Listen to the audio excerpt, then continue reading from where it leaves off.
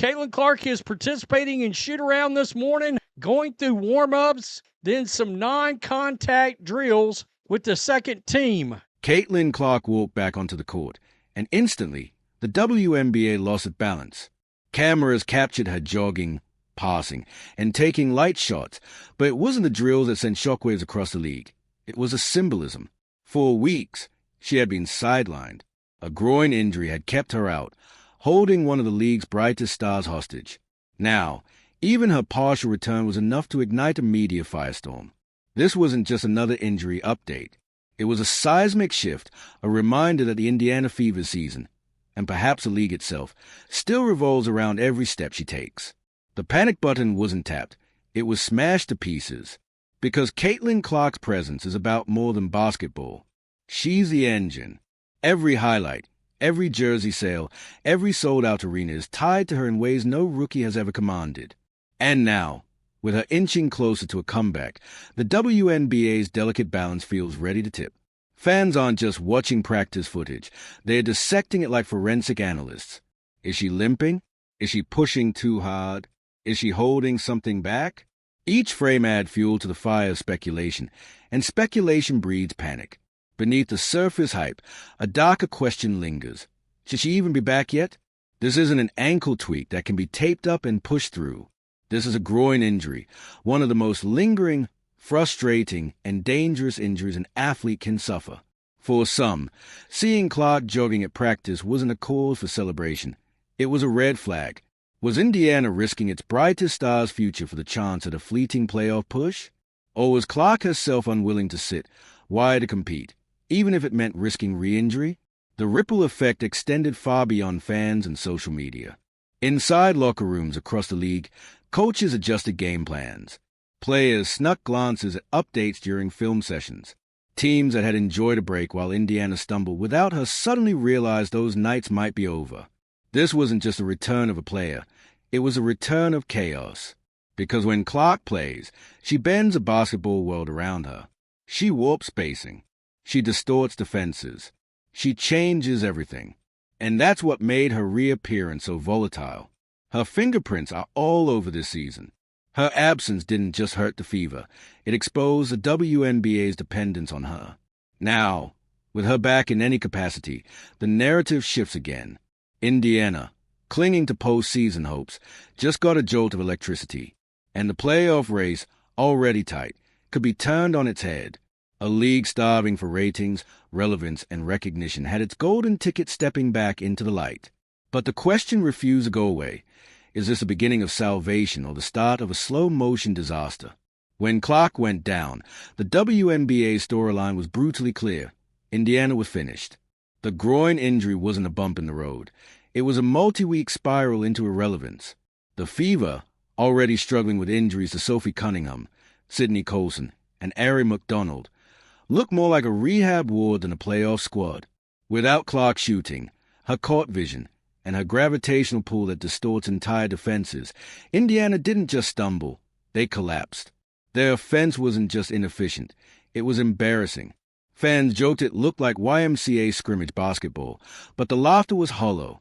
Game after game, the Fever looked directionless. Kelsey Mitchell kept scoring, but it felt like empty calories.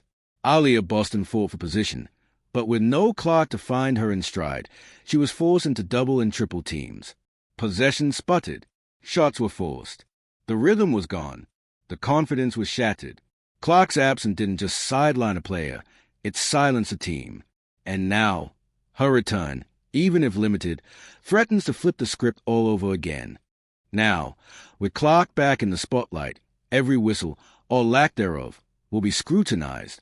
Social media is primed to erupt at the first missed call. The league knows it. The refs know it. Protecting Clark isn't just about her physical well-being anymore. It's about protecting the credibility of the WNBA itself, a credibility already hanging by a thread. This isn't just basketball anymore. It's theater, and Clark is the marquee name the audience demands. Every dribble, every foul, every shot becomes content. Every mistake becomes a headline. And the referees, whether they like it or not, are unwilling actors in a production they can't control. The stakes are surreal, but they are real. One missed call could spark outrage big enough to drown out an entire playoff series.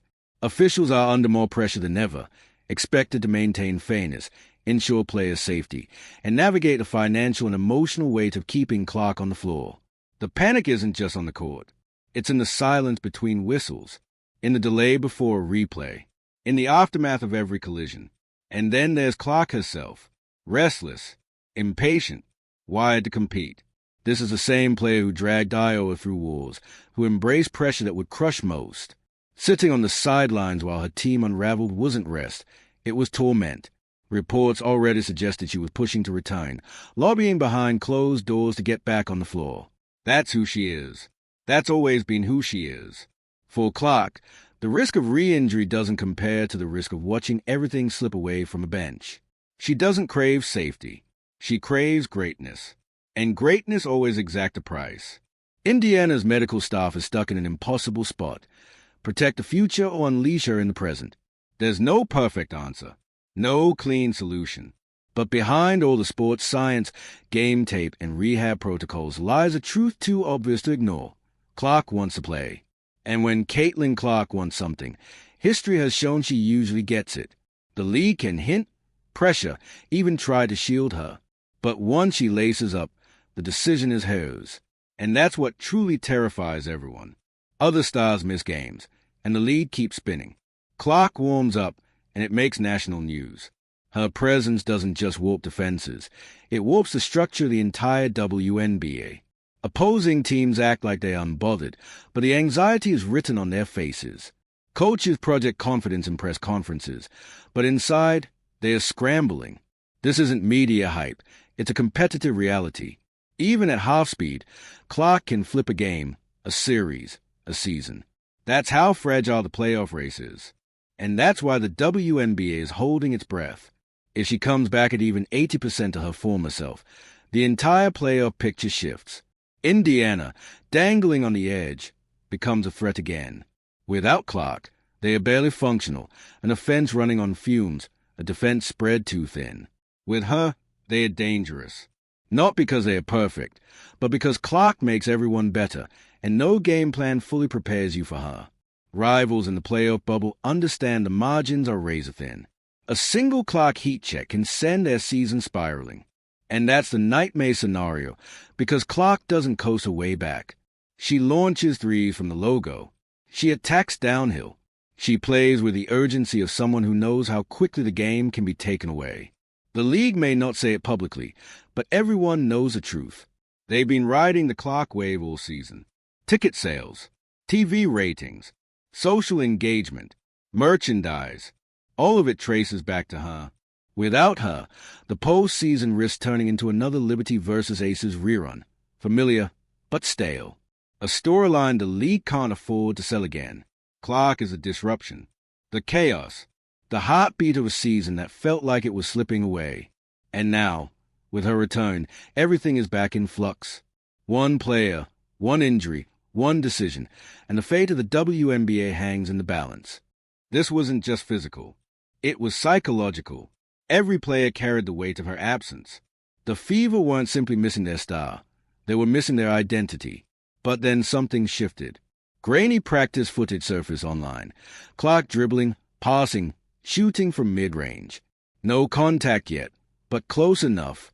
And just like that, the internet erupted. The joke stopped. Speculation took over. Was she coming back this week? Next? The timing mattered. Indiana's season was dangling by a thread, with must-win games on the horizon. Fans didn't care that it was only warm-ups. To them, it was a resurrection. To opponents, it was dread. And for the WNBA, it was a breath of air in a season gasping for relevance. The irony cut deep. Clark's absence had revealed how broken Indiana truly was. Her return threatened to reveal how vulnerable the rest of the league might be. Teams that had enjoyed Indiana's collapse now faced the looming shadow of her comeback. Coaches who had sidestepped the Clark conversation, like Cheryl Reeve, who never hid her skepticism, were suddenly scrambling to build defensive schemes. Players who tossed shade on social media were now forced to consider the uncomfortable truth. She was back, and she was ready to respond where it mattered most, on the court. The reckoning was real. And yet, so was the risk. Groin injuries don't vanish. They linger. They flare up without warning. They derail entire careers. Indiana needed Clark, desperately, but at what cost? Was the organization willing to risk its franchise players' long-term health for a last-ditch playoff run? Or was it Clark herself pushing the timeline forward, her competitiveness drowning out caution? Fans didn't care about the medical details. They saw her on the court and believed again. But belief, especially in sports, can be cruel. The league knew the stakes. If Clark went down again, the fallout would be catastrophic. And yet the Fever had no choice. Every game now was a must-win. The Sparks loomed. The Valkyries loomed. Even the Sky were right there in the standings. Indiana's margin for error had vanished. Without Clark, the season was over. With her, the calculus shifted instantly. One logo 3 could flip a playoff bracket.